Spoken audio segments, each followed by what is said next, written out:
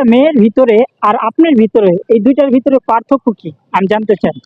একটা মেয়ের ভিতরে আমার ভিতরে কোনো পার্থক্য নাই, শুধু পার্থক্য একটা, আমি বেবি কনসেপ্ট করতে পারবো না, একটা মেয়ে বেবি কনসেপ্ট করতে পারবে। বাট আমার মধ্যে এমন একটা ট্রাস্টিক একটা মানে সিক্রেট একটা জিনিস আছে, আর আমার মধ্যে সিক্রেট একটা এমন একটা জিনিস আছে যেটা সত্যি সব মেয়েদের মধ্যে পাওয়া যাবে না। মানে ইদানিং অ্যাভেলেবেল যে মেয়েরা আছে ওটা বুঝবে না, এমন একটা জিনিস আছে আমার মধ্যে, এমন একটা গুণ আছে যে গুণটা অন্য কোনো নারীর মধ্যেও নাই। শুধু আপনিই জানেন। শুধু আমি জানি এই টিপসটা। আচ্ছা, এই যে এই গুণটা যে আপনার মাঝে আছে এটা আপনি জানলেন কিভাবে? আপনি কয়জনকে দিয়েছেন?